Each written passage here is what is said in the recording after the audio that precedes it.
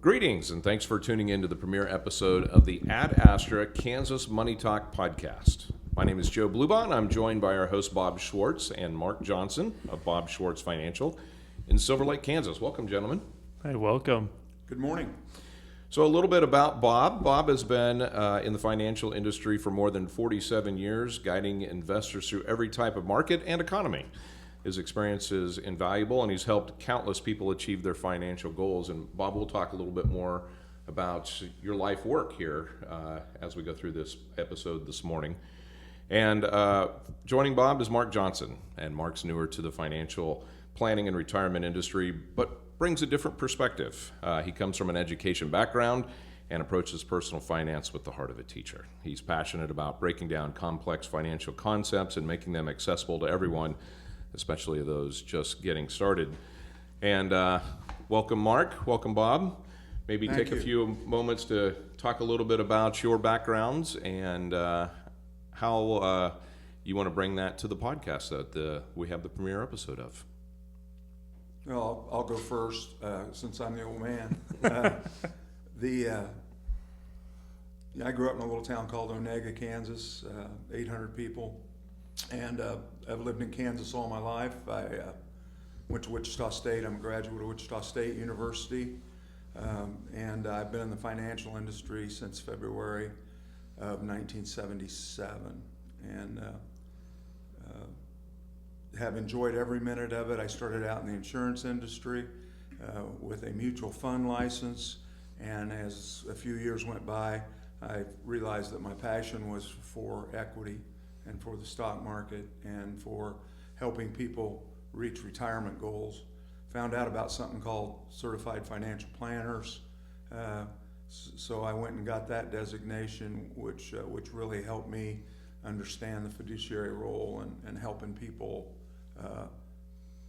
do what's best with their money for their needs. And don't plan on retiring, although I'm there. I'm way past there, but don't plan on retiring for a few more years. I brought Mark on board, and he brings a whole plethora of exciting, different than me, but yet with the same basic concepts and philosophy on how people, how investments should be made and how people should be taken care of. So with that, Mark, maybe tell us a little bit about your background, because you're still fairly new into the financial planning industry. Yeah, for me, it's like I've been in this for less than a year. I taught for 7 years at the Silver Lake School District beforehand, social studies to middle schoolers, and have a huge passion for teaching. My wife is also a teacher. But like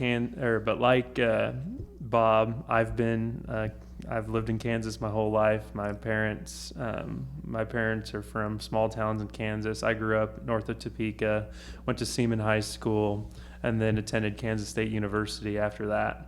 And just love the area that we live in, love this community, love this state. I'm really passionate about trying to help Kansans with their finances and not make the same mistakes that, I did when I was in my early 20s or whatever, but try to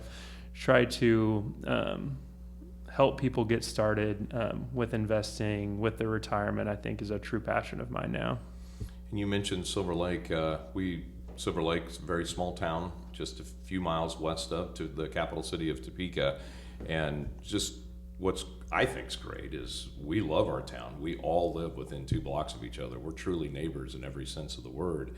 And it's going to be great coming together to discuss, what are those topics that are impacting Kansans on a day-to-day basis, and how does that impact their finances, both in the short term and as they save to retirement. So maybe that's a great segue to talk. Well, before we move on to talk a little bit about the podcast itself, let's talk a little bit about the company.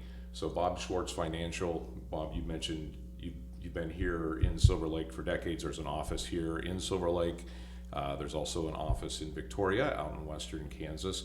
And BobSchwartzFinancial.com is where you can go to get more information about the company.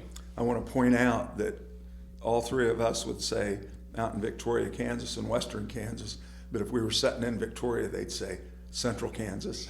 So just for you folks out west and further west, we understand, but if you're east of Highway 81, we call everything else western Kansas. True story. I also grew up in western Kansas in that area, so I definitely see where you're coming from. Yeah. There's western Kansas, and then there's western Kansas. Yeah. And if I lived in Hayes, I'd go, oh, no, yeah. You want to Colby's western Kansas. Yep. Correct. Yeah, Yep. very much so. Yep. So a little bit about the podcast. As I mentioned, this is the premiere episode. Bob, you've done podcasts in the past. Mark, you've done a few podcasts as well, but this is kind of a new direction that I know you guys wanted to take. So maybe talk just a little bit about what are the goals of the show moving forward, and we'll talk a little bit maybe about what are some of the topics that we want to do in the future. But maybe right off the bat, what are some of the goals that you hope that this show can fulfill? Yeah, I mean, we've really talked about, like, how do we want to, make ourselves different in this space and make ourselves, be a great resource to the people that we serve, which are Kansans. And so we really want to educate Kansans on some of the issues that are facing them in the future, but also educate Kansans about their finances within the scope of Kansas. If you watch any of the financial shows, they're going to talk about, the average American or average person. We're gonna take that a little bit deeper into. We're gonna look at the average Kansan, maybe how much it costs to retire in Kansas, how much a normal Kansan makes, how much a normal Kansas home cost. We're going to take it a little bit deeper there, and I think that's going to be a big benefit to people that live here to learn more about their finances, like truly about them. And it does make a big difference. And I know you mentioned housing prices, and we tend to miss some of the peaks, but also avoid some of the valleys when it comes to not just housing prices, but economies in general. So retiring in Kansas is different than retiring in California. It's different than retiring in New York. So definitely an opportunity to focus in on the Midwest and more specifically to Kansas. Yeah, one of my pet peeves is when you see something that says what do you need to retire in the United States? Well, that number can be so wide ranging because, as you pointed out, Joe, if I live in Brooklyn, New York, it's going to take me a lot more money to be retired than it is to be extremely well off in Kansas. Just to make it in Brooklyn, it's totally different. So Mark and I and you want to help bring people together that understand, this is what we see Kansas needing in retirement. Also, what does the average Kansan make in retirement? How am I doing compared to people my age, in each category with my peers in Kansas? And then that way that gives you a litmus test to, hey, I need to speed up. I'm 28 years old and I need to pick it up.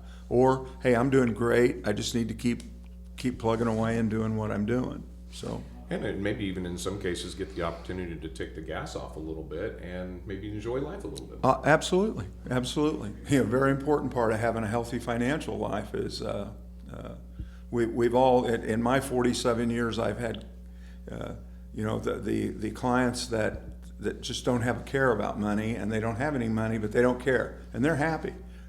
And I've had people that have had millions of dollars, and all they did was obsess over it, and were not comfortable with their wealth. And who's happier, the person with no money? So the idea would be is to coach people to be in their happy spot and to understand what they have or don't have, and hey, I'm going to work on improving that, or I'm going to work on having a little bit more fun. And something that you both have already touched on, and I think it's important with this podcast, is this is a service. This is an educational tool, an opportunity for people to tap into that experience and that knowledge that you both have and, apply it to their situation. Yeah, even when we started radio, which has been some time ago, and I would point out that you can go onto our website and get this podcast or get any of the previous shows that we've done and listen to them. But our dedication has always been towards education. not towards some product or, some, hey, call us. Do we want people to call us? Sure. If they have a need, we'd love to help them. But, our focus is what can we do to help Kansans improve their financial lives. In addition to the website that Bob talked about, bobschwartzfinancial.com, hopefully you've either found us through there or Spotify or Apple Podcast or YouTube, but we'll be on those platforms as well. So get out there and subscribe and give us a review if you can, and that always helps other folks find our program as well. So we've talked a little bit about kind of what the goal is. Bob, Mark, you want to talk a little bit about kind of what you hope that we do in future episodes? Obviously, some of this will evolve as we go, but I know that we've kind of talked about the fact that we would like to see this kind of move in a certain direction as we go forward. Yeah, I think that we want to evolve as the podcast evolves, obviously, but the idea of taking on topics, as they come in Kansas, where there might be a piece of legislation or a new law or anything that comes down the pike in Kansas, we want to be able to talk about how it's going to affect us in Kansas, how it's going to affect your finances. We also want to we would like to eventually get to be able to talk to certain people that maybe can educate us further in certain topics that are going to be impactful to Kansans. So we want to find ways to interview and get people in that are experts in different fields that are going to have an impact on Kansas finance. And what's interesting is there's very few topics that don't have a potential impact on Kansas finances. So kind of it's a blank slate, and we'll kind of see where it takes us. But it's exciting to think about the opportunity of bringing in some newsmakers from time to time to join us as well. I would hope that we could visit about tax policy and Kansas tax policy and how it will affect us. When the legislature's what they're talking about. I'd love to see us bring in some ag professionals, maybe to talk about the crop bill and how important that is for ag producers in Kansas, and estate planning.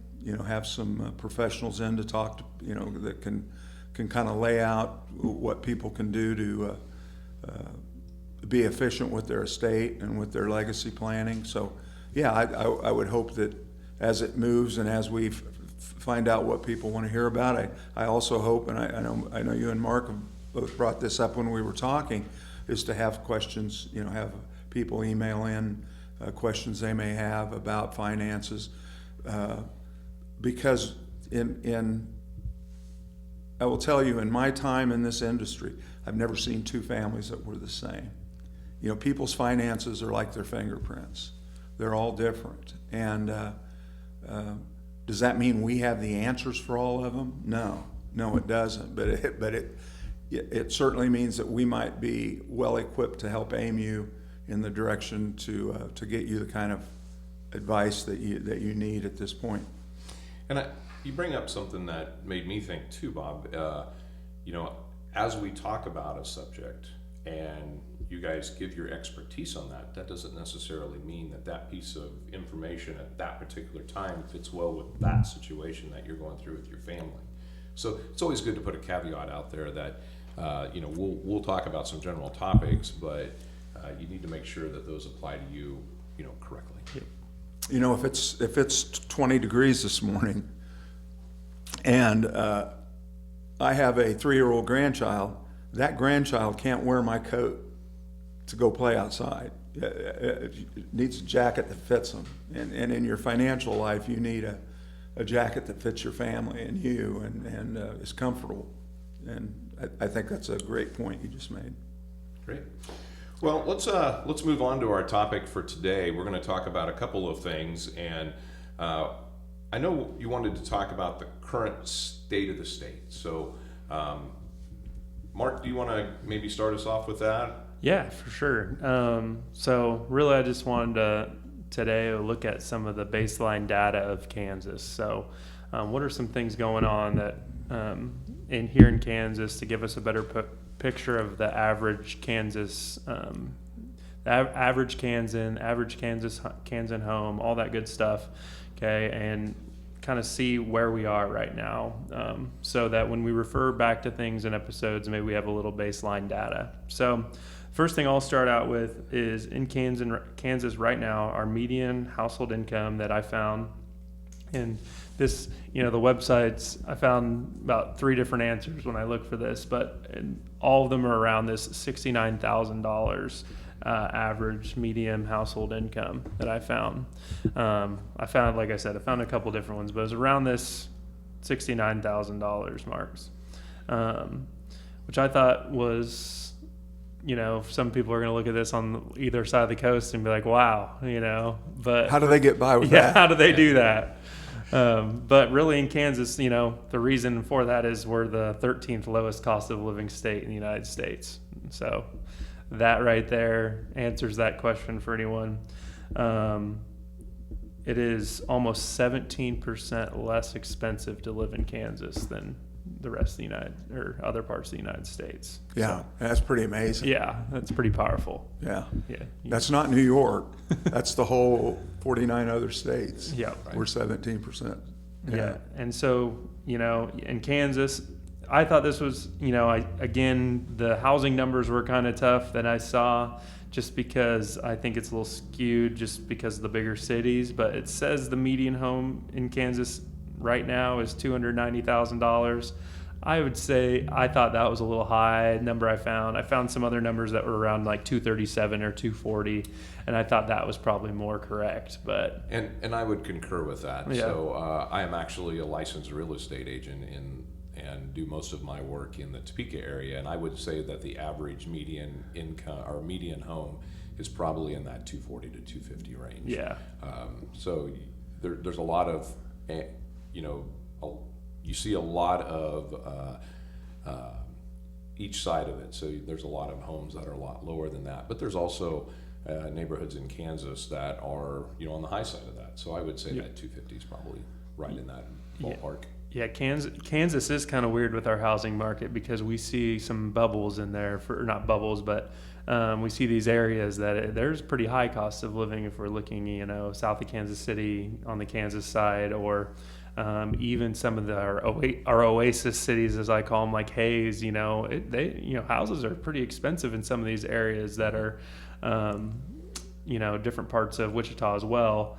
Even in Kansas or in Topeka, we see these little bubbles where a lot higher prices than the average. Very much so. And I would also take it a step further.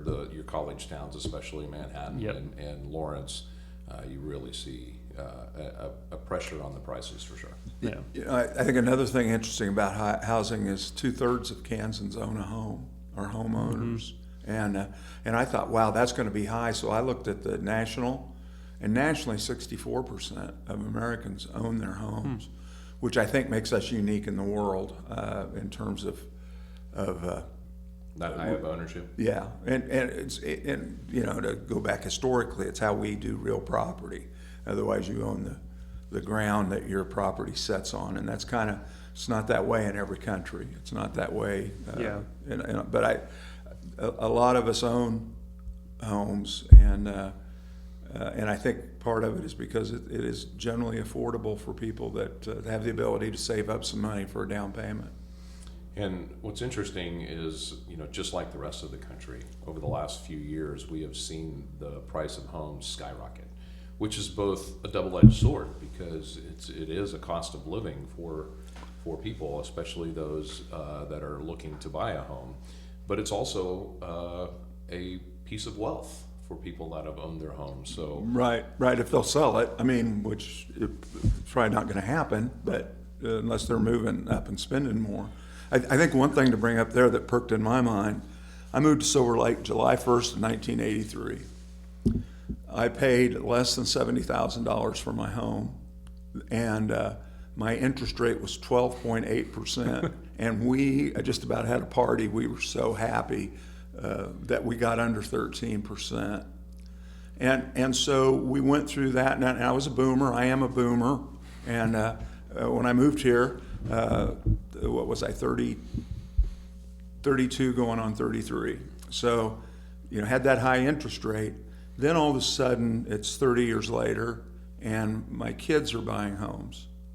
And they're buying homes that are 3 times as expensive, or 4, or 5, and they're paying 2.5% to 3% interest, which I find very interesting in the sense is, here's the boomers, the big block of people coming through.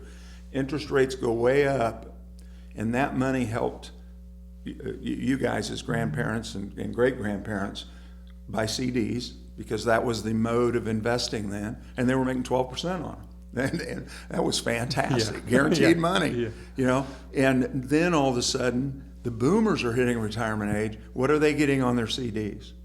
Nothing.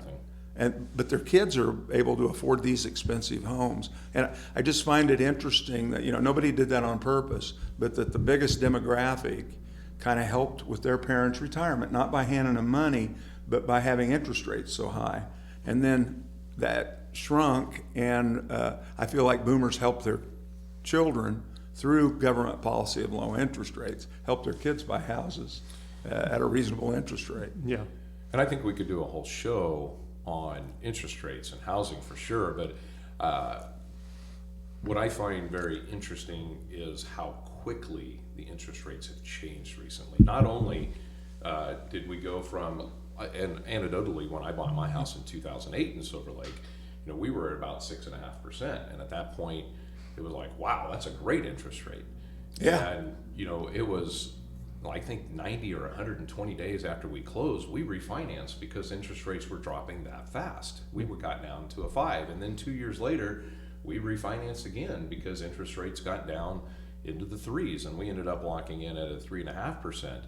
And then a couple of years ago, when interest rates went back up, and it was a culture shock because it had been 15 years since people had seen those 6%, 7% interest rates, which historically have been pretty good interest rates, but people weren't used to that. Yep. So the housing market has slowed down considerably with that because of those interest rates. You know, I'm not a prognosticator, but I don't see us going back down to the 3s anytime soon. I think maybe these little bit higher interest rates are going to be here to stay for a while. I think a lot of grandpas are going to be telling young home buyers that, hey, 6 to 7% is a pretty good interest rate. And I agree with you. I think the Fed wants to drop interest rates about another percent, and then they're going to kind of be in their sweet spot. It got down so low because of the Great Recession. And of course, how does a government, how do they reinflate an economy? You lower interest rates and you make money very accessible. And we did that and saved us from the Great Recession, you know, in 1930 would have been a Great Depression. I mean, you know, otherwise government policy of stepping in and having some levers and things to work with. But we got down to the point where we didn't have any room to move. Yeah. But then on the flip side, how's the best way to handle inflation, which we've seen obviously a couple of years ago? We had the real big run up on inflation. Well, once again, the best tool in the toolbox is interest rates and bringing them back up to help cool the economy. Help cool the economy down. That inflation. It almost goes against everything you think as a consumer. Well, inflation's up. Why raise interest rates? Well, that's what's gonna. And inflation is the thing that affects everybody, whether you are on welfare or whether you're the wealthiest Kansan. Inflation affects everybody, and the government works their best to try to tame that, or at least that's what they've always said. So, Mark, you mentioned how much where somebody lives can impact their finances, but it can also impact their retirement and retirement savings, correct? Yeah, and so just doing a little bit of research on, you know, the average Kansan. So take that, you know, the average household income, looked at over time, and it looks like, just from the research I found, most Kansans need $1 to $1.5 million in retirement to retire. If you're an average Kansan with making that $70,000 a year. Let me ask a question. Yeah. And that is if you're retiring today, like 65 Yep. today. Yep. Yeah. Mm-hmm. So they've made that. That was their median income. you need $1 to $1.5 million to retire comfortably in Kansas, which, again, if you're on one of the coasts, you're probably thinking, wow, Kansas. But on the flip side, Yeah. if you're in your 20s, you're thinking, wow, Yes. $1 or $1.5 million, that is like such an astronomical number. So what's the best way for people to get there? Yeah, I mean, as a 30-year-old, I mean, if I look at this number, and now that I've worked in the financial industry, it doesn't scare me as much, and the fact that I just know how compound interest works and how being involved in the market works. But I really think that, yeah, when you come out of college and you see that number or whatever, and you're just like, I have no idea. My parents got there somehow. I'll figure it out. I think that's truly what a lot of people think. And then it's like, I'll get to about 35, 36 years old, and I'll start saving for retirement, and I'll try to kind of figure it out then. That number is very attainable if you get started early and you take advantage of your retirement plans that your businesses, companies give you. Take advantage of those matching options or those 401k options your company's giving you. Make sure that you're contributing to your Roth IRA if you can. Try to do those little things. If you start early enough, that number, you might blow that number out of the water by the time you're done. So especially here in Kansas, like, that is a very obtainable goal if you're engaged in the market and you're engaged regularly. You are regularly investing into the stock market. And I think you hit on something that's so key, and that's getting started early. And it doesn't mean that if you're in your 40s or even if you're in your 50s, it's too late. It just means if you're in your 20s, you're in the prime spot to get started. Even if it's a small amount, getting started, the younger you can get started, the better. Brings me to one of my favorite sayings when it comes to financial well-being, and it's time in the market is more important than timing the market. Yeah. Yeah, I mean, I 100% agree. And if you're one of those people, and if you're listening to this and you're 40 and 50 years old and you haven't decided to, you're listening to this because you're not sure, yeah, there's definitely still time. Like, make sure that you are developing some goals, and you might be a good candidate for someone to go see an advisor, someone that you trust, that about their money, and trust to talk about your money with, because even if it's just establishing some goals and figuring out a way to get to those goals, that is the first step to figure out, like, hey, we can do this. We just need to have a plan and stick to it from here on. You've ticked so many things off in my mind of I can't tell you how many educators I have that started out with $30 a month because back in 1977 teachers weren't making anything, 4, 5, 6,000 a year, 7 maybe, that are today millionaires because they stayed with the system and they increased it as their incomes went up. But it's so hard to me, at least it was when I was 20, when somebody'd say, well, you need to put away money for your retirement. And I go, no, I'm not worried about my retirement. I'm 20 years old. That's 45 years away. And then all of a sudden you're 30 and you have 2 children but you're still going, well, I'm trying to buy, soccer shoes, whatever. And it creeps up on you. And the earlier that you commit yourself to say, I'm going to put a little bit away. The company does a 3% match, let's say at work. I'm going to put away 3%, have them match it, and I'm not touching it. Yep. I'm going to make that goal. Well, you're going to be fine. And then when your kids are out of college and you kind of sit back and breathe and your house is paid off, you can start hammering that retirement. But if you did nothing else, you're going to be in pretty good shape. And 2 other quick things. Mark talked about somebody being too old. I can take you to a couple in this state who started with me at 62 and they're now in their early to mid 70s that now have over 600,000 because they had nothing when we started in terms of retirement money, and we started systematically putting away money into a retirement plan. Now they put away the maximum that they could put into it each year, but it's never too late. you need to start somewhere to have that supplement. We run into a lot of ag producers. I bring that part up. So we run into a lot of ag producers that go, well, it's too late for me.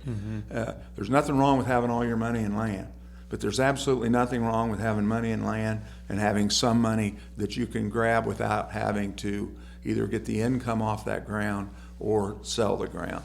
And we like to point that out. One other quick thing is I've shown Mark this as a client that we've kept track on through the years. Over the years, this person invested $225,000 with us over a long period of time, maybe $300 to $400 a month at the end, and the account was worth $1,200,000 the last time we looked at it. So, who gets the credit for that? Do we get the credit? No.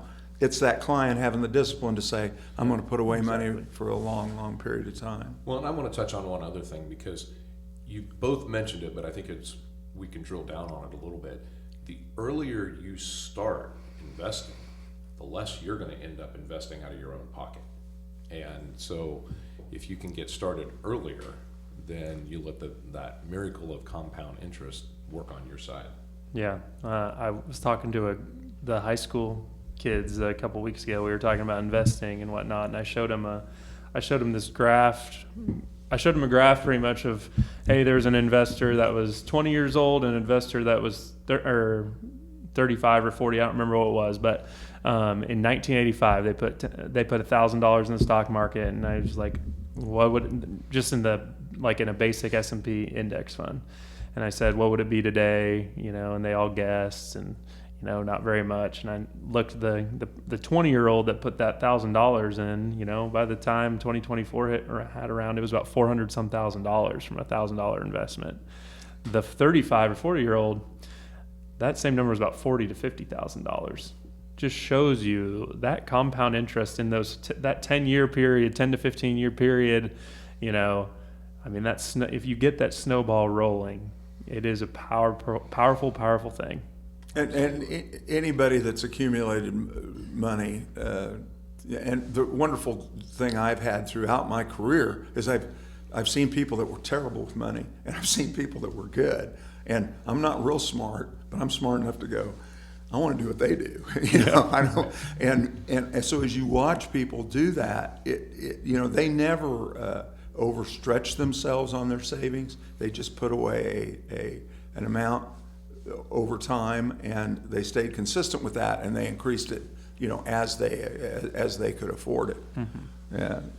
Well, I think we've touched on a couple of general topics today. Obviously, as we move forward with this podcast, we'll drill down. We'll find topics that are more specific and impact the day-to-day finances of Kansans. But as we kind of wrap this up today, just a reminder that if you would like to work with a financial advisor, if you're not working with one now, or you would like to talk with Bob or Mark, we have offices in Silver Lake. We have an office in Victoria. BobSchwartzFinancial.com is the best place to go to get more information. Obviously, this podcast will be there.